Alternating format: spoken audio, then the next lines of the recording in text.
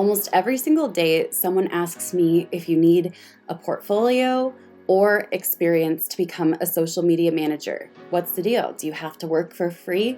How are you supposed to find your first client if everyone wants you to already have experience? Kind of feels like a chicken and egg situation. I'm going to share with you guys my unique thought process, what's worked for me as well as thousands of other people, and how we do things a little bit differently around here. So let's cue that intro, and I want to hear in the comments below this video while the intro is cueing.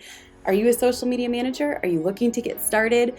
And what do you want to do working with clients? I'll catch you guys after that intro.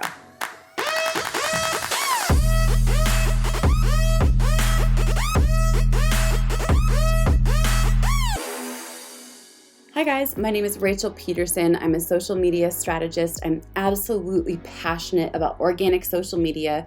I have been a social media strategist for almost 6 years, and we have done multiple 7 figures in our agency, working with some big names that most of you have heard of. Now, the interesting thing is I have a very different approach to the whole chicken and egg situation of trying to get a client, trying to get experience. Do we work for free? What about spec work? What do you do when a client wants to ask about your portfolio? I'm going to share with you guys my thought process because it is very different from what a lot of people teach. So let's go ahead and just dive on in. First and foremost, I do not believe that you need to have experience in order to start working with clients as a social media manager, as a graphic designer, as a photographer. There are so many people who will try to make you think you have to have great experience in order to charge while you learn. But the truth of the matter is, making $500, $600, $1,000 a month is a very entry-level rate for a social media manager. And so if you're charging those rates, I, as an experienced business owner, would know that is someone who is newer to the practice of social media management.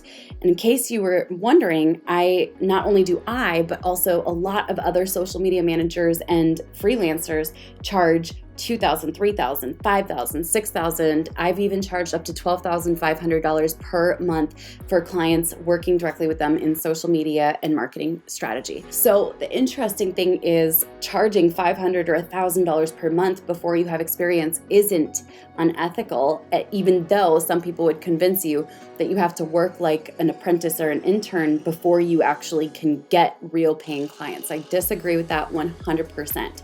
The truth is, how you show up is going to determine whether or not someone is going to assume you have experience or not. I have 3 kids. I have a 2-year-old, 6-year-old, and a 10-year-old.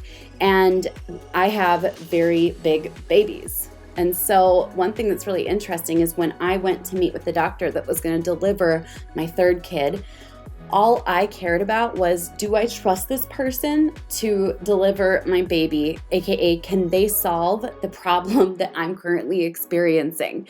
The doctor was confident, she was calm, and looking back, I never asked her, have you delivered a baby before? How many deliveries have you performed? What have you done with C-sections in the past? What is your success rate? And the truth is, the reason I didn't ask her those questions is because she came in with a calmness, a certainty, a confidence.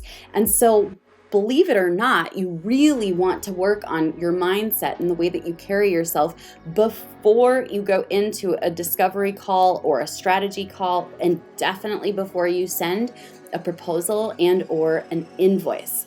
Now, here's an interesting thing, and it's called the July effect. Every July in the United States, doctors, aka residents, which mean brand new baby doctors, they go onto the floor and they take over. They start to do the procedures, the surgeries, everything that the seasoned, experienced veteran doctors do. Unfortunately, there is a July effect, which means that there are a lot of deaths, complications, crazy things that happen during July when those residents come on the floor. But if a resident is going to do or perform your surgery, sometimes you don't even know. Sometimes they're never going to tell you. And I will tell you one thing is for sure, you will get absolutely no discount on that procedure just because it was a resident working on you. Because the truth is, they're still doing the work, and ultimately you're still getting the end result even if it doesn't work. Even if a surgery or a procedure completely fails, you still have to pay those medical bills, which is kind of crazy. But I want you to think about that parallel every time that you wonder, do I need to work for free in order to secure clients?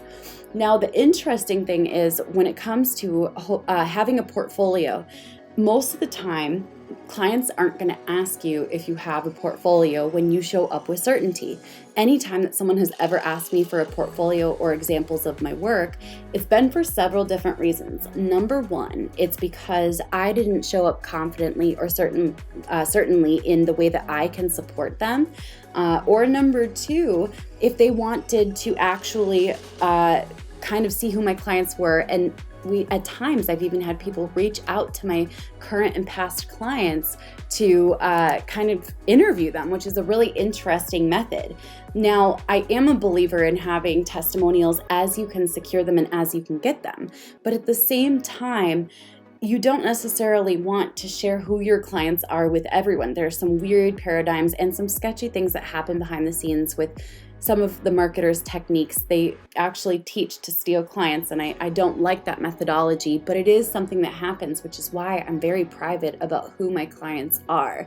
But one of the best things that I personally have found is that when someone asks for examples of your work, when someone asks for a portfolio, or they want to know what have you done, one of the best things that you can actually do is say, you know what?